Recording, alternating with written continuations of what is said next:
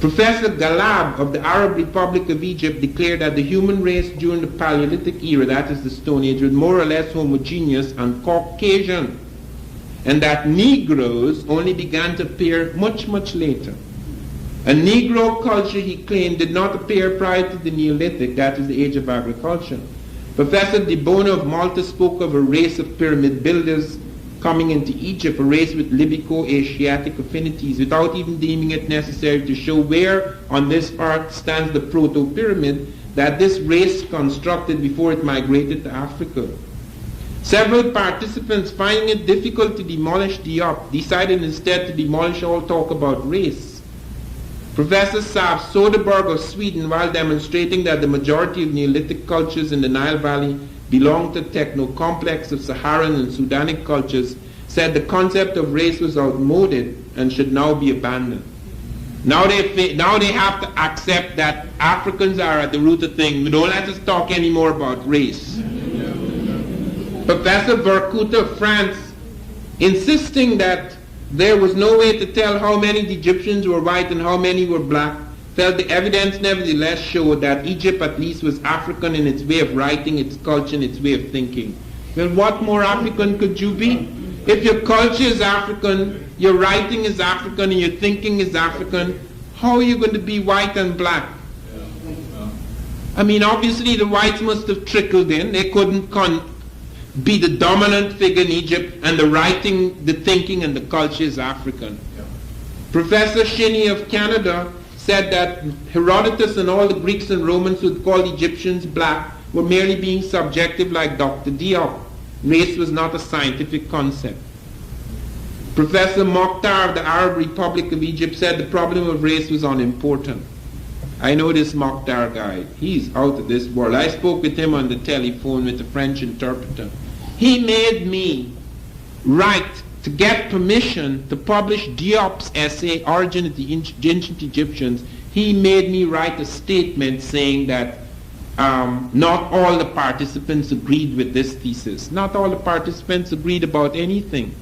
But I had to put that. This is an Egyptian, you know. This is an Egyptian. Professor Abdullah of the Sudan, after chiding Diop for adopting an Africanist approach to this problem, he told Diop that you can't be Africanist when you're dealing with this problem. Then he went on boldly to assert that the Egyptian language belonged to a family of Proto-Semitic languages, and that there was abundant evidence to prove it. He had not come to the conference, however, with his abundant evidence, because Diop asked him, let us have this abundant evidence. He hadn't come with abundant evidence. He left it at home. This, in fact, was one of the remarkable revelations of this international conference. In its final report, UNESCO pointed out, quote, although the preparatory working paper sent out by UNESCO gave particulars of what was desired, not all participants had prepared communications comparable with the painstakingly researched contributions of Professor Sheikh Anta Diop and Obenga. Who told them not to prepare? They had centuries to prepare their case. At last they met the Africans prepared.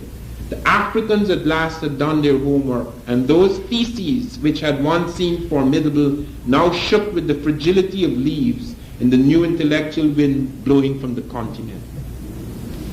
I just want to give you some idea of what is really happening. This is not by any means because they're just a few people. It doesn't mean that they're getting their way. They cannot get their way anymore. All over this country, people are getting involved. White students as well are asking. For example, I taught at Princeton for 3 years in the fall. In addition to my Rutgers thing, I taught in the fall Black Civilization. There were 80-something students. 50 of them were white. Do you know that those students fought to get into the class? That famous actress, what's her name? That young actress, Brooke Shields, she was there at the time, and lots of students wanted to get in the same class in which she was in. But they made a special effort to get into this class. Brooke Shields was not in it.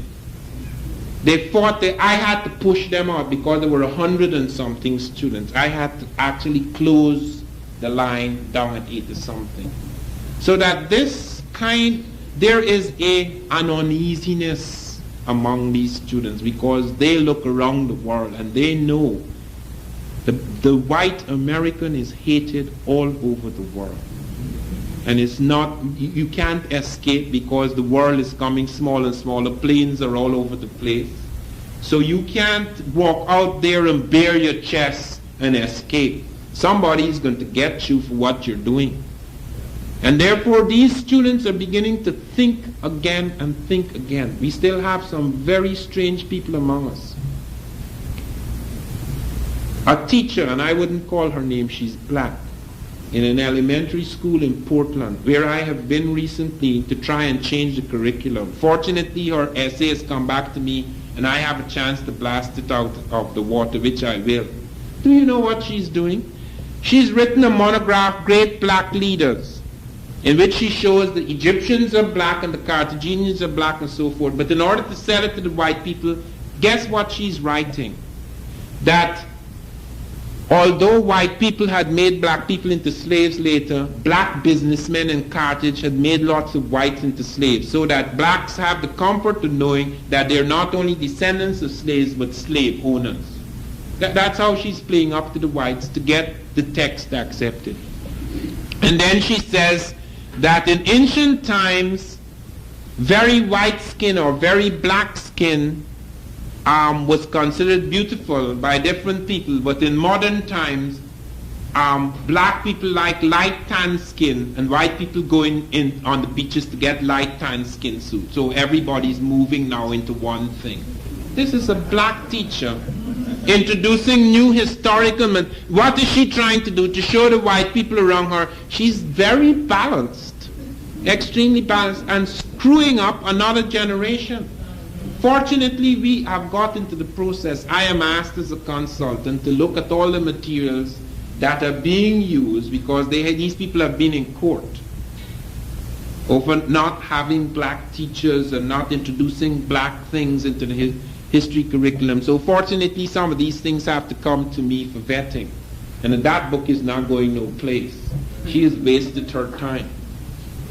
Now this is very important, because this is one of the things I did. The first thing I did when I came to America, I asked for authority to go through the library of Douglas. As soon as I gained authority, I asked for permission to create a white list. And all the books I went to that said that, like for example, is a book I opened it on fairy tales. It said that white people, advanced industrial white people, have fairies, but primitive people have animals and demons. They have, the white people have the fairies, and we have the animals like burra rabbit and burra tortoise, etc. Well, that book went through the window, and I removed systematically from the library masses of books. Of course, you can't do it for all, because you'd have to remove all the books. But one at least removed some of the worst criticism. We had a teacher who we got fired. You know what he was telling the students?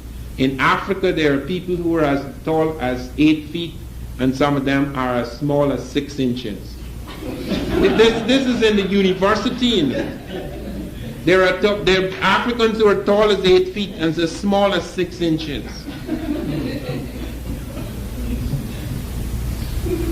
Now, let me get to my subject. I had an opportunity, as I say, to meet Diop, and it was a great tragedy that he died, because he was arranging for us to study with Leakey and various other people, because Diop has links with people all over the world. He had a very broad vision, and his work as a scientist, as a politician, as a linguist, as a historian, as an Egyptologist, are all things that are extremely valuable. And I strongly advise you to get that book. It is an absolute must, because no thinker from the African continent in the present time went as far as Sheikh Anta Diop, and he's going to leave a shadow over us for a long time. Now, I want to say something that happened 24 hours before Diop's death. That is one of the most ironic occurrences that I have seen. 24 hours before Diop died, and I only discovered this 2 weeks ago, Nature the magazine Nature, because I wasn't sure when Diop died. I was flying all over the place in February, and I came home one Sunday and somebody said Diop died, but they didn't say when. And I only learned at a late time that he died on February the 7th. Now, on February the 6th, Nature, one of the great scientific magazines of the establishment, published an extraordinary statement by 11 doctors. One of them, Falusi, is a Nigerian. The others are white doctors, mostly from Oxford hematology units. They have shown in a study of what is known as DNA polymorphisms that not only was the first man African, but the first modern man was an African, and that all man, white and Asiatic, spring from a modern African. In other words, what is in dispute has been for a long time. They're saying, yes, okay, we accept that man was born in Africa, but he came to Europe at the Homo erectus stage. That is a low-level, very primitive stage, and then he evolved into a superior type of man in Europe, Caucasian, and a superior type of man in Asia, and the poor African left back in Africa, he just deteriorated until we brought civilization to him. The new scientific studies show that the last man, the highest level of evolution that produced modern man, not Homo erectus and all those were born in Africa. Yes, 6 types of man were born in Africa. You have the Australopithecus robustus, then the Australopithecus gracile. All of these are developments in brain and intelligence. Then you have Homo erectus. Homo erectus leaves and he goes out. Homo habilis is the third. But yet those 3 never left. They weren't developed enough to move in any great distances. Then comes Homo erectus. Homo erectus comes out of Africa. He spreads all over Africa. He goes out into Europe. He goes out into Asia and he disappears. Then comes a more advanced type, Neanderthal man. Neanderthal man is an African man. He goes into Europe. He goes into Asia, and he spreads out Africa. Then comes the final man, the man with which all of us are white, black, or yellow. That is Homo sapiens sapiens. And this study shows that that final man is an African. In other words, all man living on the earth today has an African great-great-great-great-grandmother and grandfather. And I'm not talking about Lucy and those far-blown things. I'm talking about just 100,000 years ago. And European man is only now considered to be 50 to 55,000 years old. African man goes back to 4.5 million, and when African modern man goes back to 90 to 100,000 years old. European man is 50 to 55. Some Diop puts him at 30,000. But you have this movement because we're talking about Europe. It has now been established that man moved out of Africa, spreading out over various parts of Africa, and spreading out because Europe is only 20 miles from Africa at its nearest point. And it was not separated by the Gibraltar states at this point. You could cross by dry land into Europe. So that if the African kept moving and moving and moving in the hunting-gathering stage, he spread out into Asia, again not across the sea, but because of land. In some places he just went in boats and he crossed over.